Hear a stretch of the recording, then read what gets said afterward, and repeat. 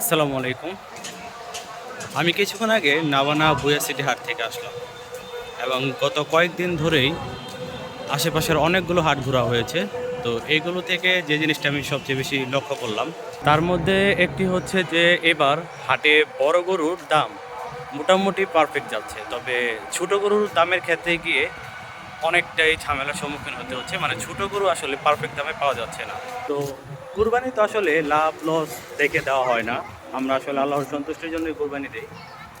তারপরও যে জিনিসটা দেখা যায় যে মোটামুটি 2 লাখ টাকার মধ্যে যারা গরু কিনে তারা আসলে পারফেক্ট একটা সাইজ বা পারফেক্ট একটা ওয়েট অনুযায়ী গরু পাচ্ছে।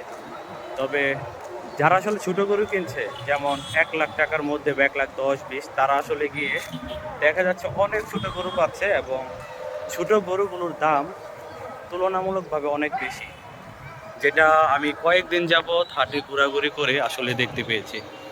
তো দেখা যাচ্ছে যে বড় গরু কিনতে গেলে পারফেক্ট দাম পাওয়া যাচ্ছে, তবে ছোট গরু যারা মধ্যবিত্ত বা যারা আসলে নিজের একলা গরু কুরবানি দিতে চায় তাদের ক্ষেত্রে গিয়ে আসলে এই সমস্যাটা দেখা দিচ্ছে যে ছোট যে গরুগুলো রয়েছে সেগুলোর দামও প্রায় 1 লক্ষর উপরে। আর যেগুলো বা ছোট 80,000 70,000-এর মধ্যে রয়েছে সেই গরুগুলোর সাইজ দেখলে আপনি মনে করবেন যে এগুলোর দাম এত কেন।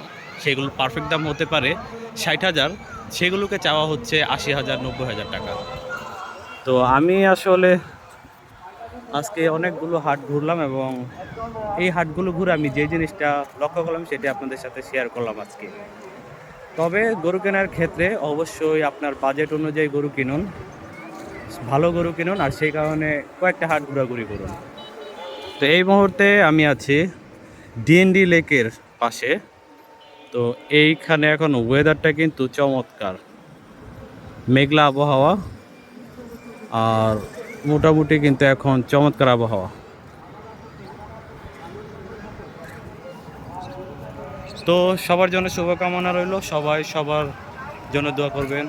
আগামী কয়েকদিনের পর ঈদ, তাই সবাইকে জানাচ্ছি ঈদ মোবারক।